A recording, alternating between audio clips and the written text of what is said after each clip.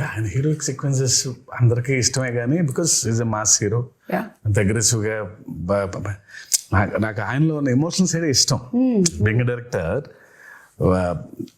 కొడుకుతో చెప్పేది కానీ దట్స్ వెరీ ఎక్సెల్స్. నాకు ఆయన మీద నాకు ఆ పట్టు దొరికేది అప్పుడు. డాన్స్లు, ఫైట్లు, వార్నింగ్ సీన్లు, గొప్ప డైలాగులు చెప్పడం వీ నో ఆయన చేసేస్తారని.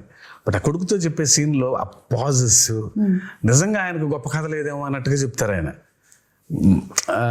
తర్వాత ఆ తల్లి దగ్గరకు వచ్చి నీ కళ్ళలో చూసి చెప్పాల్సిన మాట నీ కాళ్ళ వైపు చూసి చెప్తున్నానమ్మా అంటే ఆ కళ్ళలో చూడలేడు. Only he can do. Devara 2లో ఇంకో మంచి సీన్ ఉంటుంది, అది ఇప్పుడే చెప్పను నేను. అంటే జస్ట్ అట్లా మమ్మల్ని అలా వదిలేస్తారనమాట. దేవరాదే మంచి ఎమోషనల్ సీన్ ఒకటి ఉంటుంది. ఓహో, అదే మీకు ఇప్పుడు డ్యూయల్ రోల్స్ అనేది it is not a new thing. అయితే ఈ దేవరా సినిమాలో ఉండేటువంటి న్యూ థింగ్ ఏంటంటే ఆ రెండు క్యారెక్టర్స్ ఫేస్ టు ఫేస్ రాలేదు. అంటే దేవరా 2 వచ్చాయి కదా, కొడుకు తండ్రి ఉన్నారు కదా. ఎన్టీఆర్ అది డ్యూయల్ రోల్ అలాగా.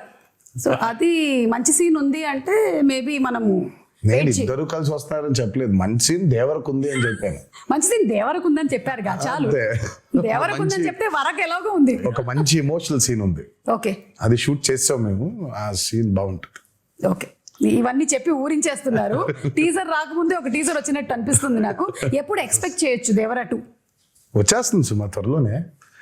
నేను ఫస్ట్ అయితే ఆయనకి ఇప్పుడు కాదు, నాకు తెలిసి ఆగస్ట్లోనే ఇప్పుడు చెప్పాను, ఆగస్ట్లోనే శివ అస్సలు సెప్టెంబర్ 27 రిలీజ్.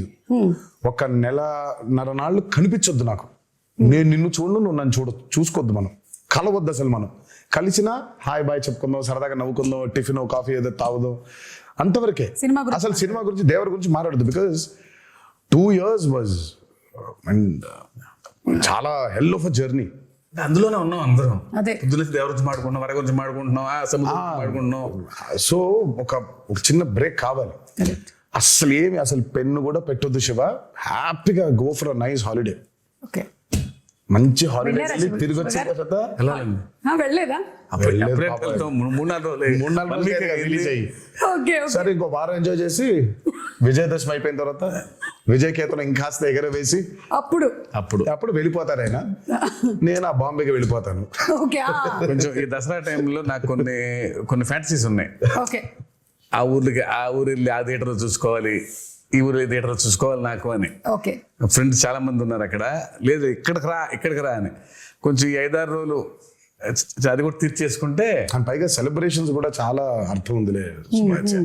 దేవరా కేవలం బ్లాక్ బస్టర్ అయిపోవడం కాదు, కానీ నాకు మామూలుగా నిన్నే చెప్తున్నారు, చాలా ఏరియాస్లో డబ్బులు చూస్తున్నారన్న చాలా రోజుల తర్వాత అని అన్నాడు ఆయన. నాకు that's the most important thing.